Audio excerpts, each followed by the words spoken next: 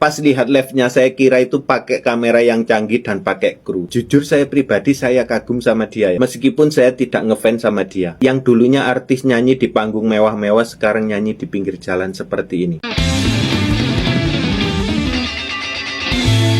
Dulu dikenal sebagai penyanyi, sekarang terlihat bernyanyi di pinggir jalan. Pinkan Mambo dikenal sebagai penyanyi Indonesia yang mulai dikenal luas pada awal 2000-an. Ia merupakan mantan anggota grup vokal Ratu yang saat itu juga digawangi oleh Maya Estianty. Bersama Ratu, Pinkan terlibat dalam karya-karya yang mendapat perhatian di industri musik Indonesia.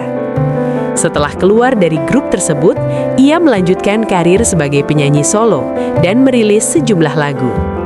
Selain di dunia musik, Pinkan juga beberapa kali muncul di berbagai program hiburan dan aktif di media sosial yang membuat namanya tetap dikenal publik hingga sekarang. Belakangan, Pinkan Mambo kembali menjadi perhatian publik setelah beberapa kali terlihat bernyanyi di pinggir jalan sambil melakukan siaran langsung di media sosial. Kegiatan tersebut dilakukan sebagai bagian dari upaya mencari penghasilan, di mana ia menerima pemberian dari penonton saat live. Dalam beberapa kesempatan, aktivitas ini disebut dapat menghasilkan pendapatan dalam satu sesi. Namun, kemunculannya di ruang publik memicu berbagai tanggapan. Sebagian masyarakat mempertanyakan perubahan aktivitasnya, sementara yang lain menilai hal tersebut sebagai bentuk usaha untuk tetap berkarya dan memenuhi kebutuhan hidup. Perhatian publik semakin luas setelah potongan video aktivitas tersebut beredar di media sosial dan menjadi bahan perbincangan di berbagai platform.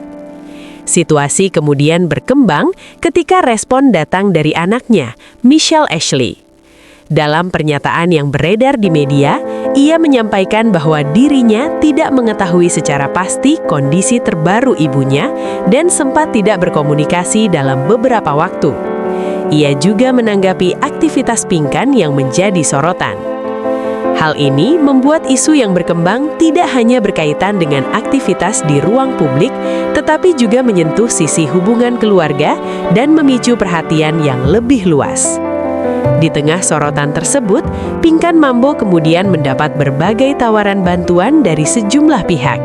Salah satunya datang dari Ivan Gunawan yang secara terbuka menyatakan keinginannya untuk membantu. Namun, dalam pernyataannya, Pinkan memilih untuk menolak bantuan tersebut dengan alasan tidak ingin berada dalam situasi yang mengharuskannya mengikuti aturan dari pihak lain. Rangkaian peristiwa ini menunjukkan perubahan perjalanan seorang penyanyi yang kini menjadi sorotan dari berbagai sisi, karir, aktivitas, hingga respon keluarga. Di tengah perhatian publik yang terus berlangsung, langkah yang diambil Pinkan Mambo menjadi bagian dari dinamika yang masih terus berkembang dan diamati oleh masyarakat. Banyak yang ngelihat Pinkan Mambo sekarang ngamen di pinggir jalan, goler-goleran di aspal di tengah teriknya Jakarta, lalu mereka merasa kasihan. Kalau saya sih justru bukan kasihan ya, tapi saya salut. Sebetulnya yang dilakukan oleh Pinkan Mambo itu merupakan solusi terhadap salah satu masalah terbesar penyanyi, yaitu dia nggak perlu tunggu orderan. Dia mau manggung, tinggal manggung anytime. Audiensnya rame dan duitnya langsung dari penonton buat dia. Nggak cuma itu, Pinkan Mambo dengan live TikToknya itu juga membuka banyak lapangan pekerjaan. Sekali live TikTok itu ada orang yang operate kameranya, orang yang operate sound systemnya, ada driver. Jadi dia punya kru ya, lengkap. Ini adalah salah satu bentuk ekonomi baru ya. Live TikTok tuh benar-benar sebuah industri yang nyata ya. Ingat loh, pengguna TikTok di Indonesia itu udah mencapai 100 juta lebih. Dalam salah satu wawancaranya, Pinkan Mambo pernah bilang kalau penghasilan dia live TikTok itu sehari range-nya dari 2 juta sampai 50 juta juga pernah. 15 juta, bisa 50 juta, bisa 10 juta. Bagi saya ini adalah kisah resiliensi Pinkan Mambo. Dari puncaknya di Ratu, dia jatuh, pindah ke negara lain, dagang ini, dagang itu. Mulai dari nol, dan sekarang dia mandiri, mampu berdiri di atas dua kakinya sendiri. Nggak bergantung sama orang, nggak nyusahin orang, dan buat saya itu keren. Itu barusan aja ngeliatin live-nya Pinkan Mambo lagi scrolling-scrolling, terus tiba-tiba kelewat saya Pinkan Mambo lagi nge-live nyanyi di pinggiran jalan ya, panas-panas, bener-bener literally panas. Ini sebenarnya bukan pertama kalinya ya, wait. Nah tuh ya, nih ini barusan banget nih, yang nonton alhamdulillah banyak ya. Nih lihat ya Pinkan, ya ampun, ini sebenarnya bukan pertama kalinya sih ngelihat Pinkan Mambo tuh nge-live di pinggir jalan begini. Kalau lagi scrolling tuh suka ngeliat gitu ya, suka dapet gitu. Terus ya udah rasanya campur aduk aja sih, Mimi campur aduk ngelihatnya gitu, kayak maksudnya bingung juga, kayak ngenes juga, kayak sedih juga, kayak ngerasa ih lebay banget sih nyari duit sampai kayak gini banget, dia kan penyanyi gitu ya. Tapi ada rasa ngenesnya juga, maksudnya kayak ya Allah, tapi biar gimana pun dia ikhtiar maksimal gitu ya buat nyari nafkah untuk keluarga halal gitu, nggak jual diri, nggak jadi pelakor, nggak jadi simpenan gitu loh. Tapi juga sambil mikir kayak itu kulitnya gimana sih, ya ampun, orang kok nyari duit sampai begini banget gitu loh. Dia padahal bisa loh cari duit yang lebih benar. Dia kan maksudnya artis, punya nama, punya talenta, punya potensi banyak besar gitu. Bisa jadi apa aja lah di dunia zaman sekarang yang banyak sekali orang hidup yang dari konten gitu ya, konten yang sehat gitu. Jadi campur aduk ngelihat Pinkan Mambo tuh ya, nge-live kayak gitu tuh campur aduk.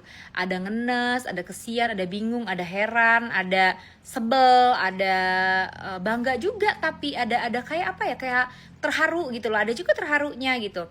Kayak biar gimana pun kan ya, ya iya sih emang bener ya si Pinkan itu maksudnya punya potensi gitu ya, dia artis, ada nama, cantik, suaranya bagus gitu. Jadi sebenarnya bisa aja dia sebenarnya kalau mau cari duit dengan cara yang lain, gak sampai segitunya banget gitu loh ya. Cuman jalan pikiran orang, kemampuan orang, kebisaan orang, preferensinya orang kan kita juga nggak tahu gitu ya.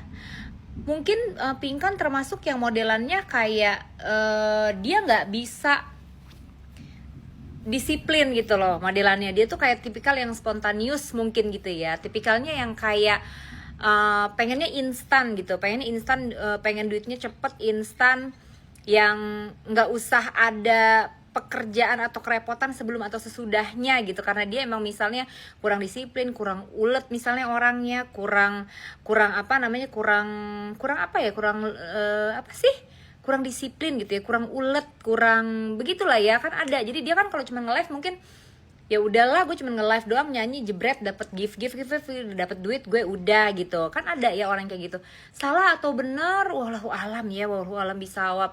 Selama dia belum digusur sama polisi jalanan gitu mungkin ya, belum diusir gitu karena dianggap bener-bener merepotkan atau mengganggu ketertiban, ya udah aja gitu kalau memang itu yang dia bisa gitu. Tapi yang mau Mimi highlight tuh di sini, di luar dari huru haranya ya si Pinkan begitu, yang Mimi mau highlight itu kayak Mimi terharu aja sih sama segimana giatnya dia mencari nafkah gitu ya buat keluarga, buat anak gitu. Segimanapun dia nyebelin dan dikata-katainnya gitu, intinya dia kayak begitu tuh ya buat nyari duit buat keluarga gitu. Karena kalau dia dibilang nyari duit buat gaya hidup gitu ya, biar dia gaya hidupnya hedon, dia juga orangnya gak hedon, say. Mimi nggak tahu deh di balik layar sama di depan layar tuh dia sama nggak. Tapi kalau ngelihat gaya hidupnya dia, Mimi nggak ngelihat dia yang kayak datang arisan-arisan, tasnya yang kremas-kremas, mobilnya yang Alphard. Mimi nggak ngelihat yang dia modelannya begitu gitu. Jadi kayaknya dia emang nyari duit sungsang sumbel sampai segitunya tuh ya emang buat keluarga, buat anak gitu ya. Dan kayaknya dia berdua deh itu sama suaminya, si Arya itu deh. Kayaknya dia nggak di si Arya itu kayaknya nggak tahu sih ya apakah Arya itu kalau abis nyari duit dikasih duitnya ke Pinkan gitu, nggak tahu juga ya, gitu kan rumah tangga mereka. Tapi kayaknya kalau ngelihat Aryanya juga dia sama cari duitnya begitu. Jadi kayaknya nggak mau kondo juga tuh si Arya. Jadi kayaknya emang mereka mah satu tim gitu ya, bekerja sama gitu mencari uang buat keluarga dengan cara nge-live di pinggir jalan gitu deh. Nge-live di pinggir jalannya mah kan biar rame gitu, biar yang nonton rame. Kenapa dia pengen yang nonton rame? Ya biar dia banyak yang nge-gift. Jadi kan dia duitnya banyak. Jadi itu sebenarnya gimmick juga iya gitu ya. Tapi itu bagian dari ikhtiarnya dia. Satu-satunya cara yang dia tahu gimana sih cara biar live gue rame gitu. Dia mungkin mencari perhatian orang dengan gitu, live di pinggir jalan panas-panasan yang bikin orang tuh jadinya kesian lah, berkomentar gitu ya. Ya ampun itu kulitnya kesian banget, ya ampun Pinkan panas, ya ampun Pinkan ganggu ketertiban jalan, ya ampun Pinkan gitu loh. Jadi dia emang itu yang mungkin bagi dia membantu trafficnya dia biar rame gitu ya. Tapi apapun itu kan tujuannya sebenarnya ya mencari nafkah ya, biar dia dapat uang gitu. Padahal dia mungkin gitu ya, kalau dia pedulinya sama kecantikan, misalnya dia bener-bener kayak fokus mempercantik diri, dia bisa aja loh jadi simpenan atau jadi pelakor gitu ya. Karena kan dia tetongnya gede say gitu, terus kayak orangnya tinggi, terus suaranya seksi, terus kita punya nama gitu lah ya. Kalau dandan tuh dia cantik gitu, kalau dandan bener bersih gitu ya, dia cantik, dia bisa aja gitu. Tapi kayaknya modelan orangnya emang gak ke arah situ gitu loh. Benar atau salah nggak ada yang tahu, tapi sejauh ini mungkin inilah satu-satunya cara yang dia tahu tentang bagaimana caranya mendapatkan uang instan. Mungkin dia maunya begitu gitu ya. Ya udah sih, Mimi gitu aja. Barusan tuh ngelihat dia live lewat, ya Allah, Mimi ngeliatin pas dia mendekat kayak tadi tuh, ngeliatin mukanya, ya ampun udah keriput gitu ya, kayak itu mukanya udah kebakar matahari gitu sampai ya Allah, Mimi kesian gitu, lihat terharu kayak ih ya ampun. Ini ibu-ibu ini memang gue harus akuin lah, dia kalau ini dia lakukan demi menafkahi anak-anaknya, di luar dari dia yang nyebelin itu ya dan kontroversi gitu ya, di luar dari dia yang sebenarnya kayak kesannya melakukan segala cara gitu ya untuk dapat duit, di luar dari kenyebelannya yang itu, menurut Mimi salut kayak kalau gue mungkin gak akan berani tuh kayak gitu, gue mungkin gak akan bisa gitu. Mungkin Mimi mendingan kalau Mimi udah mandek banget gitu ya, mungkin daripada panas-panasan di pinggir jalan malu kayak gitu ya, mungkin Mimi akan ngelamar jadi kasir apa gitu, mungkin gitu. Tapi salut, Mimi itu jadinya salut. Dia campur aduk deh nonton Pinkan. Ibu-ibu campur aduk gak sih? Kalau Mimi campur aduk loh, kamu campur aduk. Jadi Mimi tuh ada kesel, sebel, bingung, heran, tapi juga terharu, tapi juga wow gitu loh. Campur aduk sih. Apa coba perasaan ibu-ibu? Ada nggak yang udah nonton si Pinkan di sini? Yuk komentar dong. Nyari duit segitunya. Allahu Akbar.